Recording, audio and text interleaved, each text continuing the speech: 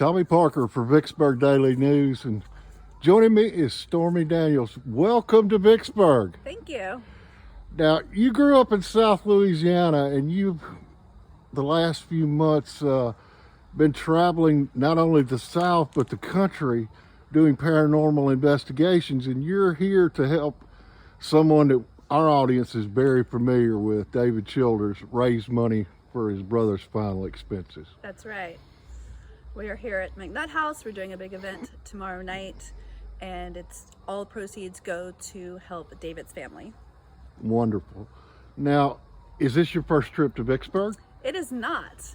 I've actually been here to McNutt House 2 other times, and it was pretty interesting. Had a lot of experiences, so I'm excited to be back. And I've been to a couple other places in the area. Now, tell us a little bit about your interest in the paranormal and what led you down this path.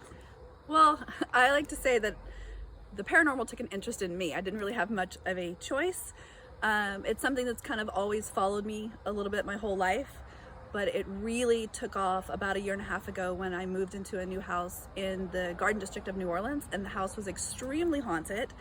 And I moved in with my partner at the time, and the house really did not like him and made it very obvious. I thought I was imagining things at first, but there comes a point where you have to admit that what's going on is really happening, and we had everything you can imagine happen in that house. Shadow figures, knocking, sounds, feelings. I put up cameras, got things on film, sent it to some paranormal investigators because I didn't know anybody at the time. They verified it for me. I lived there for about 10 months, but my ex lasted 5 weeks, and he's still not okay from the experience. So I started Spooky Babes to prove to him that I wasn't lying and I wasn't making it up. So it actually, Spooky Babes started because I was being petty and wanted to prove him wrong.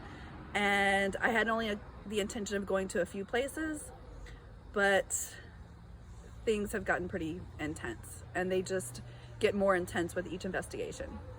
Of course, there are a number of places in Vicksburg that have gained some national notoriety through some of the work that David has done. Hopefully you'll get a chance to explore some of those as well. I hope so. Well, thank you so much for your time, and everybody, please support David's efforts for his final expenses for his brother. Absolutely. And we'll look forward to seeing you back here in Vicksburg. Absolutely. I'm excited.